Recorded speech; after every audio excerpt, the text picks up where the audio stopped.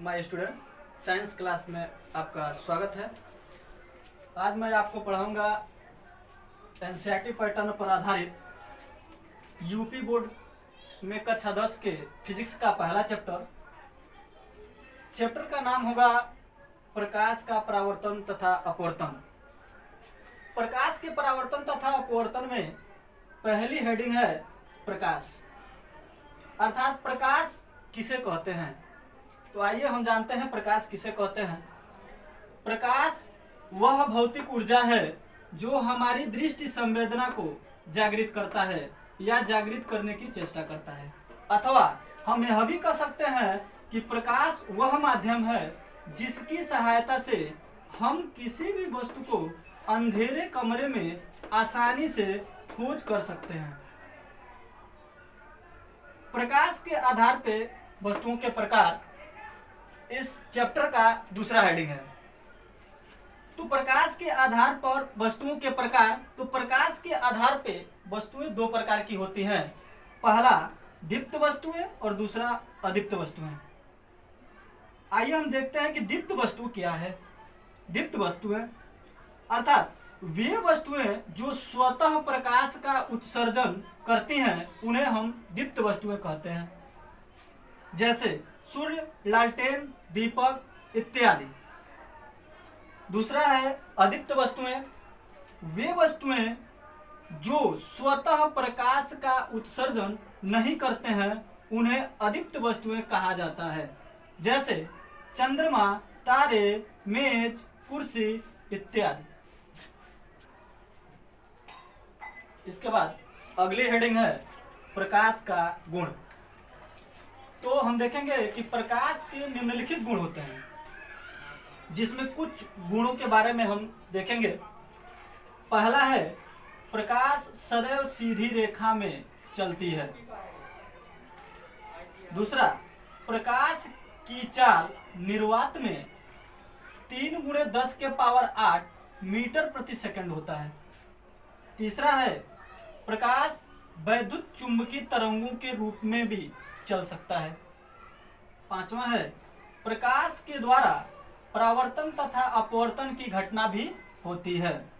इसके बाद अगली हेडिंग में हम देखेंगे कि प्रकाश की जो पहली घटना है, प्रकाश का परावर्तन क्या है, जो बहुत ही इंपॉर्टेंट है। प्रकाश का परावर्तन, जब प्रकाश की किरण किसी चिकने या पालिशदार तल से टकराता है, तो टकराकर पुनः अपने माध्यम में वापस लौट आता है। लौटने की इस घटना को प्रकाश का परावर्तन कहते हैं। आइए एक बार और हम देखते हैं, क्योंकि यह बहुत ही इंपॉर्टेंट है परीक्षा की दृष्टि से। प्रकाश का परावर्तन यानी जब प्रकाश की किरण किसी चिकने या पालिशदार तल से टकराता है, तो टकराकर पुनः अपने माध्यम में वापस लौट आता है। लौटने की इस घटना को प्रकाश का परावर्तन कहते हैं। अब अगली हेडिंग है प्रकाश के परावर्तन के नियम। तो प्रकाश के परावर्तन के 2 नियम होते हैं, जिसमें से पहला है आपतित किरण, परावर्तित किरण तथा आपतन बिंदु पर खींचा गया अभिलंब तीनों एक ही तल में होते हैं।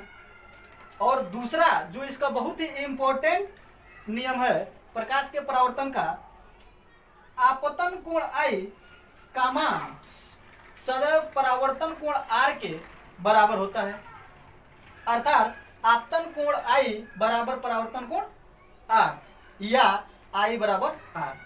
आइए प्रकाश के परावर्तन के नियम को हम चित्र के माध्यम से समझते हैं कि किस प्रकार से इसमें इसके दोनों नियम संतुष्ट होते हैं।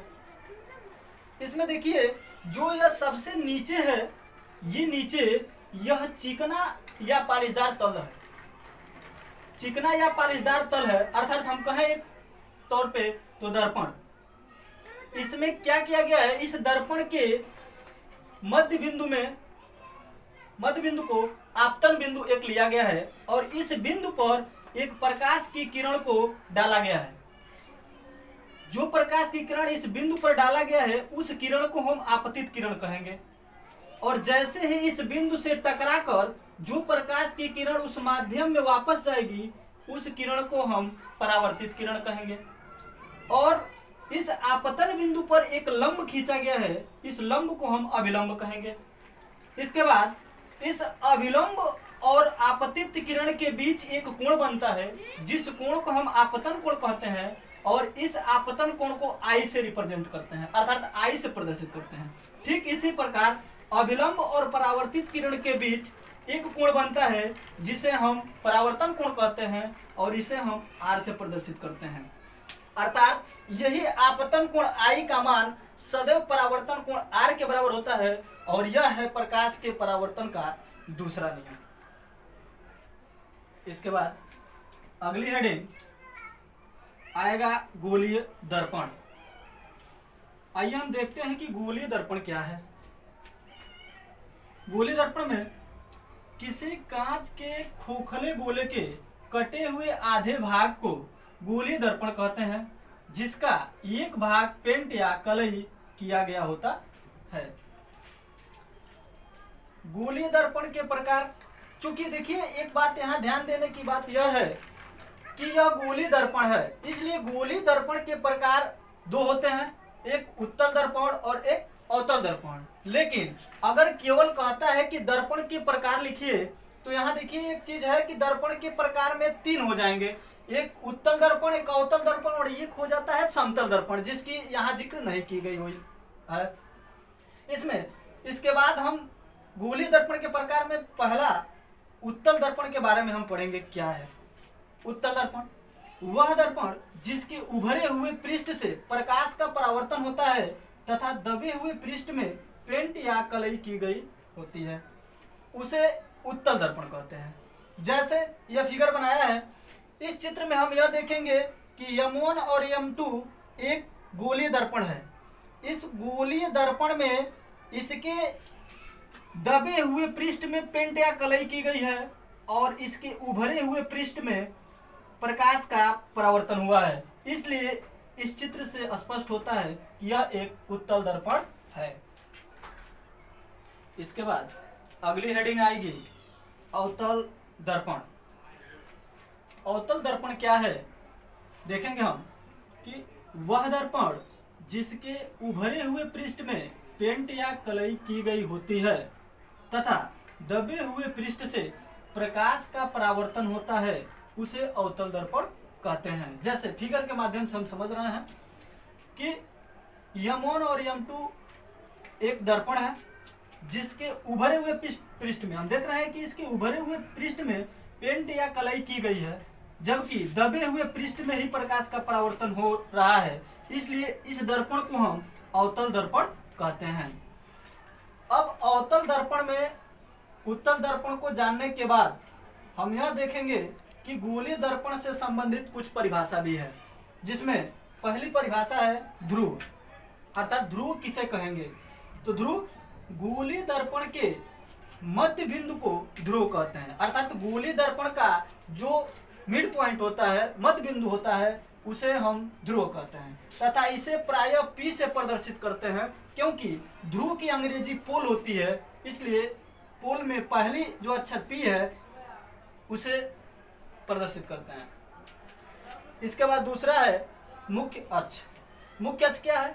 तो गोलीय दर्पण के ध्रुव से होकर जाने वाली सीधी रेखा, गोलीय दर्पण के ध्रुव से होकर जाने वाली सीधी रेखा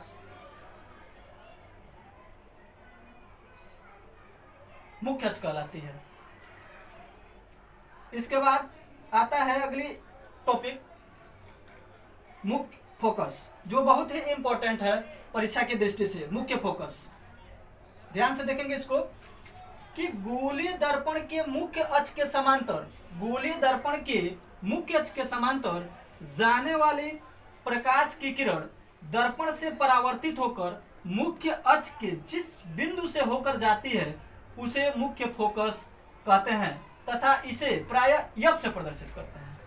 एक बार और ध्यान से इसको सुनेंगे ताकि याद हो जाए।